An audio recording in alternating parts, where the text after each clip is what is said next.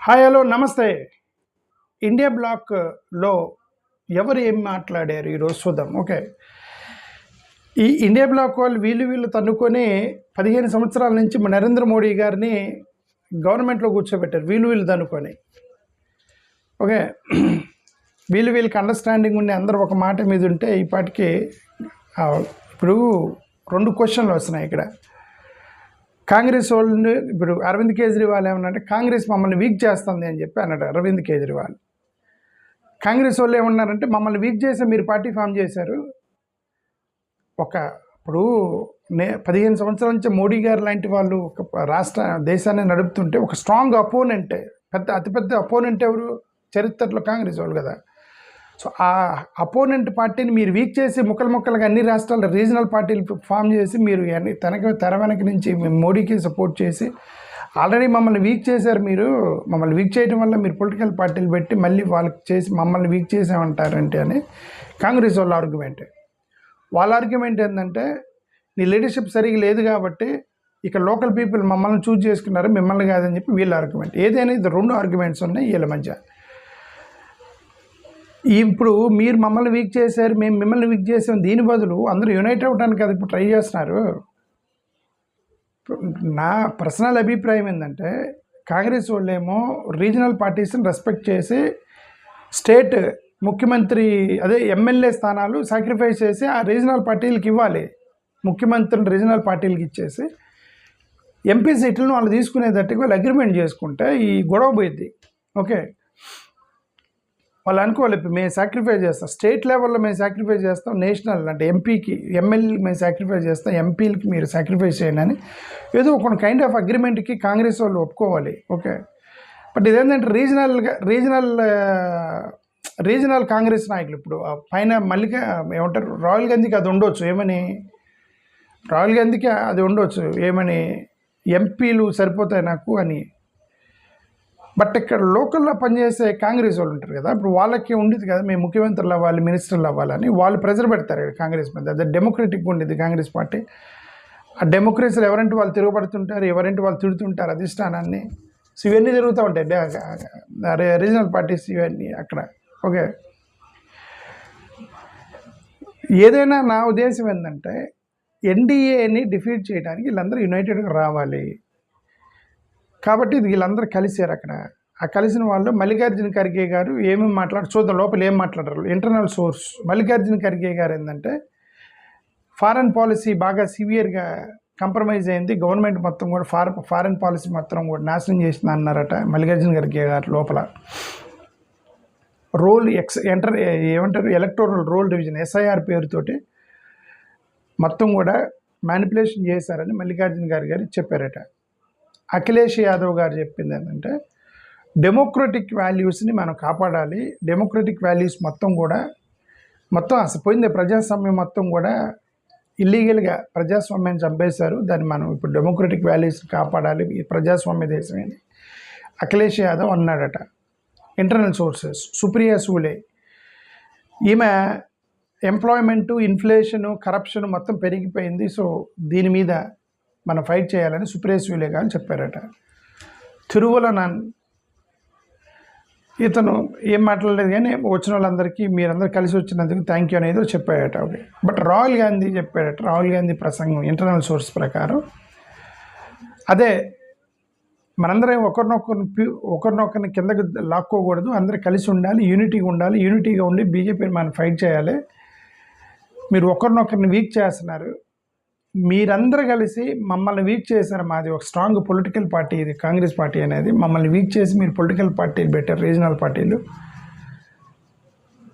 ఇప్పుడు మళ్ళీ మేము వీక్ చేస్తున్నామని చెప్తున్నారు, మీరే మమ్మల్ని వీక్ చేశారు, సో ఇదంతా కాదు, అందరూ కలిసిపోవాలి అని రాహుల్ గాంధీ ఒక ప్రసంగం ఇచ్చాడని ఇంటర్నల్ సోర్స్ ప్రకారం వస్తున్నటువంటి ఒక సమాచారం. ఓకే, అది అక్కడ అల్టిమేట్గా electoral roll division, SIR, democratic institutions మీద, ఎంప్లాయ్మెంటు, ఇన్ఫ్లేషన్ మీద, అన్ఎంప్లాయ్మెంట్ మీద, ఫారెన్ పాలసీ, సెక్యూరిటీ ఇష్యూస్, వీటన్నిటి మీద వాళ్ళు డిస్కషన్ చేశారనేది మనకు ఒకటైతే కనిపిస్తుంది. 3 పొలిటికల్ పార్టీలు అటెండ్ అవ్వలేదు. వాటిలో ద్రవిడం ఉన్న డిఎంకే అటెండ్ అవ్వకపోతే మనం అర్థం చేసుకోవచ్చు. ఈవెన్ ఐ అండర్స్టాండ్ డిఎంకే ఇప్పుడు డిఎంకే ఒక పెద్ద సమస్య ఏంటంటే విజయ్ రూలింగ్ గవర్నమెంట్ అయినప్పుడు డిఎంకే అపోజిషన్లో ఉంది. డిఎంకే అపోజిషన్లో ఉండి అతను రూలింగ్లో ఉన్నప్పుడు ఆ రూలింగ్లోకి ఎలియన్స్లోకి వెళ్ళారు కాంగ్రెస్ వాళ్ళు. మరి ఆ రూలింగ్లోకి ఎలియన్స్లోకి కాంగ్రెస్ వాళ్ళు వెళ్ళినప్పుడు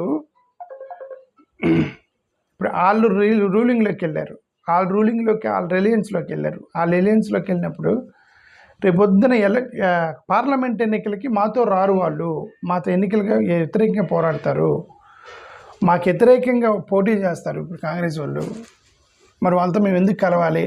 అపోనెంట్గానే ఉంచితే కనీసం క్యాడర్ని మేము వాళ్ళని అపోనెంట్గా ట్రీట్ చేస్తే కొద్దిగా ఓట్ బ్యాంక్ నిలబెట్టుకుంటాం కదా అని డిఎంకే వాళ్ళు ఆలోచించితే కరెక్టే అది. Okay, because they are in part of TVK Vijay, they are opponent of DMK.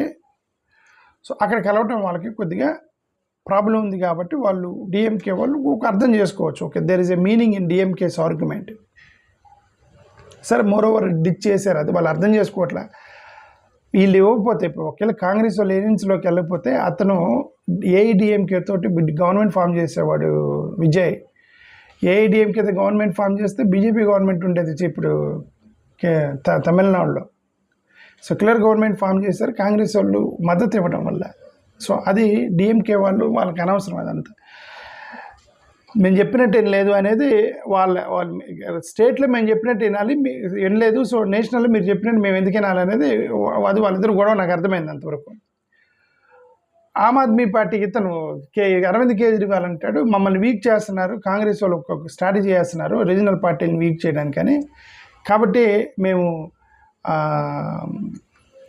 ఏమంటారు, మేము దాని నుంచి ఎప్పుడో వచ్చాము, ఎప్పుడో వెళ్ళారు వాళ్ళు బయటికి, ఇప్పుడే కాదు, దిస్ నాట్ న్యూ, ఎప్పుడో గతంలోనే వెళ్ళారు బయటికి ఆమ్ ఆద్మీ పార్టీ వాళ్ళు. కానీ అలా వెళ్తేనే ప్రమాదం. వాళ్ళు వెళ్తే ఇప్పుడు అదే చెప్తున్నాను, ఇప్పుడు నరేంద్ర మోడీ గారి మీద ఇప్పుడు దేశవ్యాప్తంగా నరేంద్ర మోడీ గారిని ఎన్డీఏ గవర్నమెంట్ని ఆల్టర్నేటివ్ గవర్నమెంట్ తీసుకురావాలని కదా మొత్తం దేశవ్యాప్తంగా. ఇప్పుడు ధరలు పెరిగిపోయాయి, మీరందరూ ఖర్చులు తగ్గించుకోండి అని ఈ నిరుద్యోగులు తిరుగుబాటు మొత్తం కూడా కేంద్ర ప్రభుత్వం మీద, రాష్ట్ర ప్రభుత్వాల మీద కాదు కదా. మరి వాళ్ళు ఆల్టర్నేటివ్ చూసుకుంటారు. ఆల్టర్నేటివ్ మీరందరూ కలిసి ఇండియా బ్లాక్ మొత్తం కలవకపోతే కాంగ్రెస్ని చూస్ చేసుకుంటారు. అప్పుడు ఎందుకు అక్కడ గవర్నమెంట్ని మనం మార్చాలంటే ఏం చేయాలి?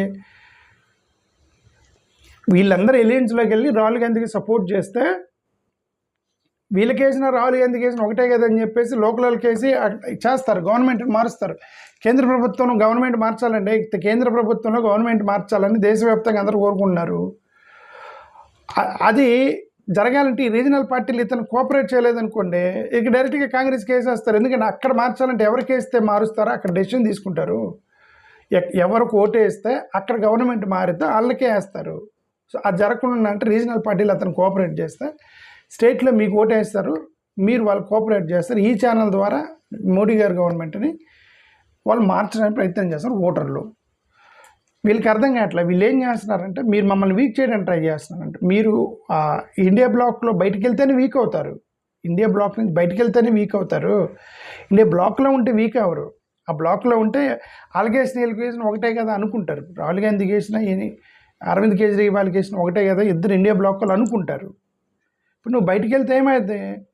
ఎందుకంటే మోడీ గారు గవర్నమెంట్ని మార్చాలి కేంద్రంలో అని చెప్పి కాంగ్రెస్ని చూజ్ చేస్తారు. అరవింద్ కేజ్రీవాల్ పక్కన పెట్టేసి కాంగ్రెస్కి వేస్తారు ఢిల్లీలో.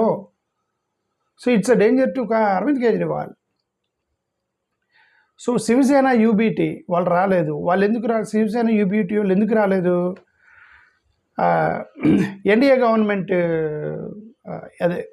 గవర్నమెంట్ కేంద్రంలో దించడం మా మెయిన్ కాదు. ఇక్కడ మహారాష్ట్రలో మొత్తం ఓట్ బ్యాంక్ మొత్తం పోయింది. లోకల్ పంచాయతీ ఎన్నికలు, మున్సిపల్ మొత్తం ఓడిపోయారనమాట. క్లీన్ స్వీప్ చేశారు వాళ్ళు మొత్తం భారతీయ జనతా పార్టీ. సో పట్టుపోయింది, స్టేట్లో పట్టుపోయింది, బాంబేలో పట్టుపోయింది అని చెప్పి వాళ్ళు లోకల్గానే వాళ్ళు ఫోకస్ చేయడానికి సో వాళ్ళు రామని చెప్పారట అనేది. ఈ మూడు పొలిటికల్ పార్టీలు రాలేదు, Shiv Sena UBT, DMK plus Aam Aadmi party. Aam Aadmi party ఎప్పుడో గతంలోనే లెఫ్ట్ అయిపోయారు. డిఎంకే వాళ్ళు ఇది రెండు. సో మిగతా వాళ్ళు 25 పార్టీలు అటెండ్ అయ్యారు. సో ఇది సంగతే.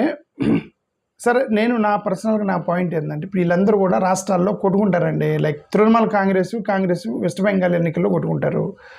ఎన్సీపీ కాంగ్రెస్ ఎక్కడ మహారాష్ట్రలో కొట్టుకుంటారు. ఆమ్ ఆద్మీ పార్టీ కాంగ్రెస్ ఢిల్లీలో కొట్టుకుంటారు.